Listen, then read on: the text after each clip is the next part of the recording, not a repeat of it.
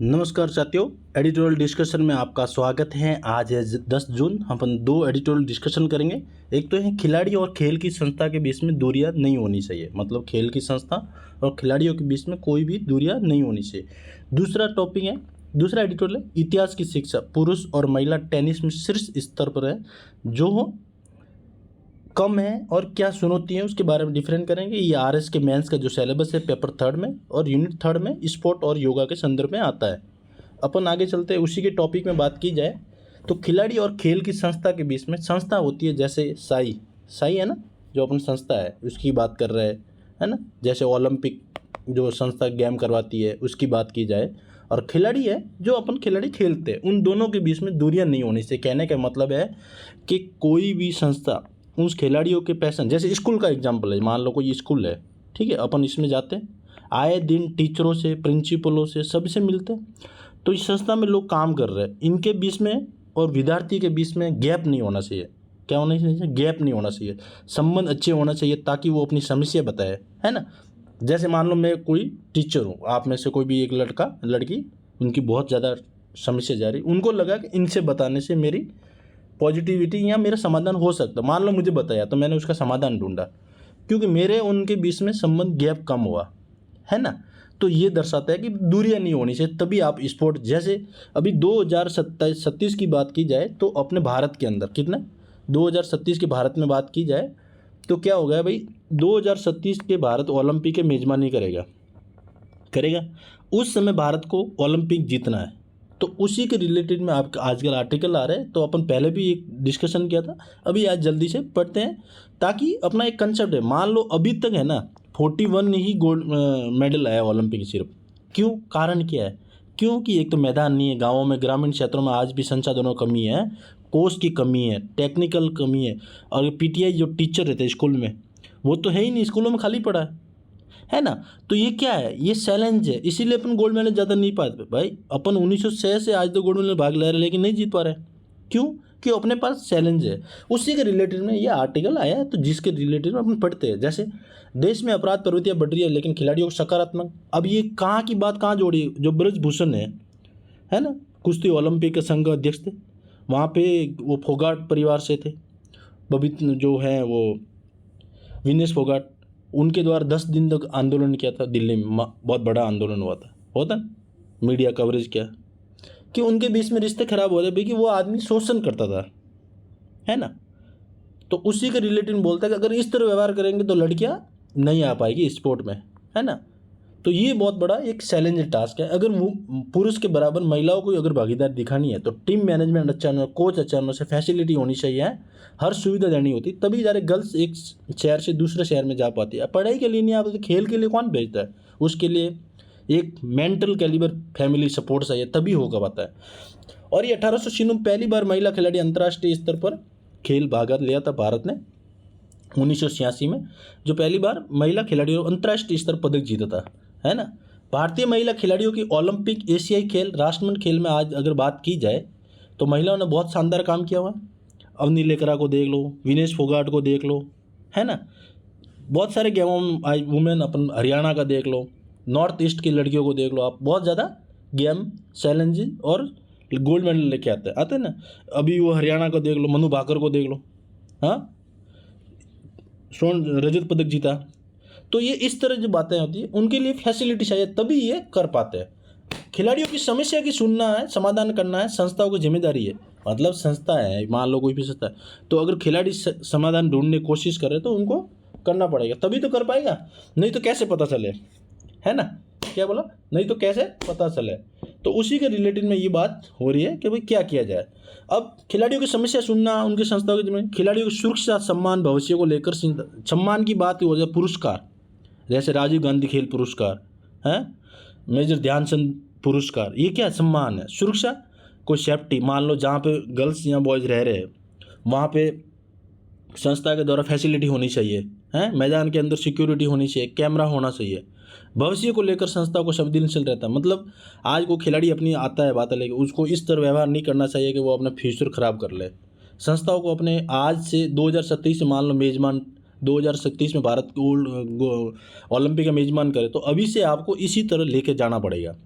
ताकि भविष्य में गोल्ड मेडल लिस्ट अच्छी बन सके। जैसे हरियाणा में 36 गोल्ड मेडल का लक्ष्य रखा है ना। क्यों कि वहाँ पे मैदान, कोच, टीचर, परिवार, दोस्त सभी सपोर्ट करते, तब जाके ये एक बड़ा गेम चेंजर होता है। अब आगे चलते, खिलाड़ियों की सुरक्षा और सम्मान भविष्य को लेकर संस्थाओं को संवेदनशील रहना चाहिए, है ना। खिलाड़ियों की सुरक्षा सम्मान, ये बात होगी। खिलाड़ियों को मानसिक, शारीरिक, आर्थिक सहयोग होनी चाहिए। समय समय पे क्या होना चाहिए भाई, समय समय पे एक तो स्कॉलरशिप देनी चाहिए खिलाड़ियों को, खेलने किट्स उपलब्ध करवाने के लिए फंडिंग देनी चाहिए, है ना। मानसिक रूप से अगर मान लो स्ट्रेस आ रहा है, उसको ऐसे एनवायरनमेंट उपलब्ध करवाए जिससे वो मानसिक अपना रिड्यूस कर सके। शारीरिक, उसके शारीरिक के हिसाब से उसको दौड़ करवाई जाए, फिजिकल करवाई जाए, सुबह मॉर्निंग में, डे में, दिन में, है ना। जैसे मैं मान लो मैं डिसेबल्ड हूँ, मान लो मैं अब भाग नहीं सकता हूँ, क्या मैं ओलंपिक नहीं जा सकता हूँ, लेकिन उसके लिए गेम दूसरे है। सबका कैटेगरी वाइज अलग अलग होता है। तो इसीलिए लेखक कह रहे हैं कि खिलाड़ियों को मानसिक, शारीरिक, आर्थिक सहयोग से मिलना चाहिए ताकि अपना सर्वश्रेष्ठ प्रदर्शन कर सके। खेल संस्थाओं की बात की जाए, खेल संस्थाओं के खिलाड़ियों के साथ संवाद बढ़ाने की अनेक समस्या प्राथमिकता देना जरूरी होता है। क्या होता है भाई, खेल समस्या की बात की जाए तो संस्थाओं को संवाद जरूरी, समस्या प्राथमिक देना चाहिए। महिला खिलाड़ियों के अगर विशेष ध्यान की आवश्यकता हो, क्योंकि कई बार भेदभाव और उत्पीड़न का शिकार होती है। तो ये मैंने अभी ब्रिजभूषण वाला उदाहरण समझाया आपको, दिल्ली में 10 दिन चला हरियाणा का, तो देख लो शिकार हुए ना। अब दूसरा आएगा पुरुष और महिला के अंदर टेनिस स्तर, या कोई भी खिलाड़ी, यहाँ तो टेनिस चलो नाम आया, लेकिन कोई भी खिलाड़ी देख लो आप, काफ़ी गैप आता है। पुरुष ज़्यादा खेलते हैं या महिला कम खेलती है, इस पर विस्तार से अपन डिस्कस, दूसरा आर्टिकल है ये। भारतीय महिला टेनिस खिलाड़ियों के अंतर्राष्ट्रीय स्तर की कई उपलब्धियां हासिल है। क्या है, कई उपलब्धियां हासिल है ना। कारण यही है कि भाई 1982 में एशियाई खेलों के भारत के महिला टेनिस स्वर्ण पदक जीता था, है ना। 1982 पहली बार एशियाई खेलों में भारत ने महिला टेनिस में स्वर्ण पदक जीता था। सानिया मिर्जा, महेश भूपति और लिएंडर पेस जैसे खिलाड़ियों भारत को गौरवान्वित किया है। ये देखो 3 खिलाड़ी है, सानिया मिर्जा, महेश भूपति, लिएंडर पेस जैसे खिलाड़ियों को भारत में गौरवान्वित किया। महिला खिलाड़ियों की पुरुष खिलाड़ियों को बराबर अवसर, सम्मान मिलना चाहिए। इतिहास से सीख लेकर खेल संस्थाओं महिलाओं खिलाड़ियों को अधिक सहयोगी वातावरण बनाना, महिला खिलाड़ी को संघर्ष उपलब्धियों आने वाली पीढ़ियों के लिए प्रेरणा है।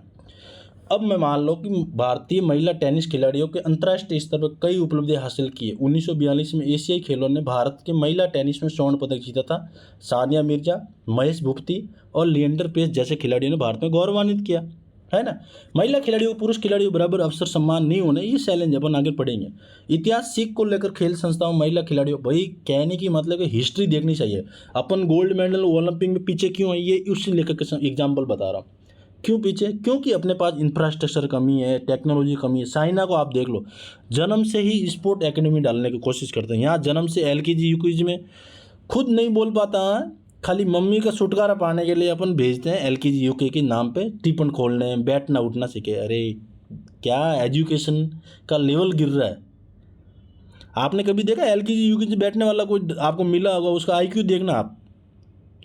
क्यों कि वो जैसे सोचते हैं ना वैसे ही करते हैं। तो इसीलिए अपन को खिलाड़ी यही कह रहे थे कि भाई आपको क्या करना। महिला खिलाड़ियों को संघर्ष और उपलब्धि आने वाली पीढ़ियों के लिए प्रेरणा है। महिला खिलाड़ियों के बाद जैसे मान लो एग्जाम्पल विनेश फोगाट को देख लो, उनके पीछे न जाने कितनी महिला हरियाणा के आज भी देखो सुबह सुबह दौड़ रेस करती है। अपने राजस्थान कृष्णा पुनिया को देख लो, मनु भाकर को देख लो, है ना कोई उपलब्धि होती है तभी तो। अब आगे चलते हैं, निष्कर्ष की बात की है कि खिलाड़ी और खेल संस्था के बीच में संवाद और विश्वास का माहौल बना रहता है। ये आपको ऐसी बातें लिखनी है इस बार एग्जाम में आपको अवसर ही अवसर मिलेगा, लिखने वाला चाहिए, बस एनालिटिकल नॉलेज होना चाहिए अपने पास, तभी काम कर पाते हैं। खिलाड़ियों की सुरक्षा और सम्मान भविष्य की बात की जाए तो जिम्मेदारी खेल संस्थाओं की है। महिला खिलाड़ियों को विशेष सहयोग अवसर देने की आवश्यकता है। इतिहास से सीख लेकर खेल व्यवस्था सुधार लाना चाहिए ताकि भारत के खेलों में आगे बढ़ सके। अब आगे चलते हैं, राष्ट्रीय खेल नीति 2024 के ड्राफ्ट की बात की जाए, उद्देश्य क्या है? ये है बुनियादी ढांचे के सुधार, प्रतिभा को बढ़ावा देना, भारत को वैश्विक खेल के नेतृत्व को बढ़ावा देना। उद्देश्य पहला, 5 प्रमुख स्तंभ होते हैं जिसमें खेल संस्कृति को बढ़ावा देना, प्रतिभा को टैलेंट, प्रतिभा मतलब पता है क्या है? एक तो खेल संस्कृति में फर्क है। खेल संस्कृति मान लो किसी का राज्य में खेल है, कोई मान लो कबड्डी है या कुश्ती है, उस खेल को आगे बढ़ाना चाहिए ताकि उस खेल के संबंधित जितने भी खिलाड़ी वहाँ से निकले और कुश्ती में गोल्ड मेडल लेके आए। प्रतिभा जैसे पोडियम योजना निकाली है, उसका उद्देश्य क्या है? टैलेंट निकालना, है ना। टारगेट, टारगेट मतलब पता ना, टारगेट, टारगेट खिलाड़ी का चयन करके निकालना, ये क्या है, प्रतिभा खोज करना। विकास अवसंरचना मतलब पता है, खेल नीति 2024 की जो यही कहती है कि भाई उसके अंदर इंफ्रास्ट्रक्चर, मैदान बनाना, पंचायत लेवल के, ब्लॉक लेवल पे, है ना, ज़मीन का अलॉट भी किया जा रहा है काफ़ी जगह। स्पोर्ट गेम तैयार हो रहे हैं स्कूलों में, न्यू एजुकेशन पॉलिसी स्पोर्ट को बढ़ावा देने की बात कर रहे हैं। एडमिनिस्ट्रेटर, समय समय पर उनको सुरक्षा दी जाए, एडमिनिस्ट्रेटर द्वारा ध्यान दिया जाए, कोच की रूप में है, पीटीआई टीचर के रूप में, और समावेशी मतलब महिला और वुमेन दोनों की भागीदारी बढ़िया होनी चाहिए। अब खेल संघ के 4 वर्षीय रणनीति योजना बनानी चाहिए जिसमें बजट और माइल स्टोन शामिल हो। मैं कह रहा हूँ ना, यही बात है कि भाई 2037 की भारत मेजबानी कर रहे हैं, अगर भारत को गोल्ड मेडल में अच्छा तालुका में नंबर 1 पे रहना है तो अभी से आपको केस स्टडी पे ध्यान करना पड़ेगा, अभी से खिलाड़ियों को चयन करना पड़ेगा, अभी से ही कोच को परीक्षण करना पड़ेगा, अभी से ही कोच है जो अलग अलग फील्ड में है उनका ट्रेनिंग स्तर सही होना चाहिए, है ना।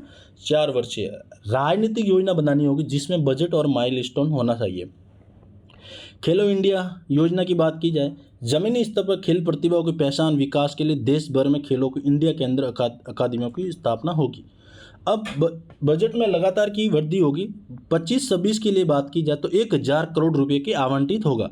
ग्रामीण जनजातीय पूर्वोत्तर क्षेत्रों में खेल अवसंरचना का विस्तार, हर साल 1000 युवाओं को एथलेटिक की छात्रवृत्ति दी जानी चाहिए। तो ये खेल इंडिया की योजना। अब आगे चलते हैं। राष्ट्रीय खेल संघों के लिए सहायता योजना 2025 के अनुसार हर संघ में हाई परफॉर्मेंस डायरेक्टर नियुक्त करना अनिवार्य है।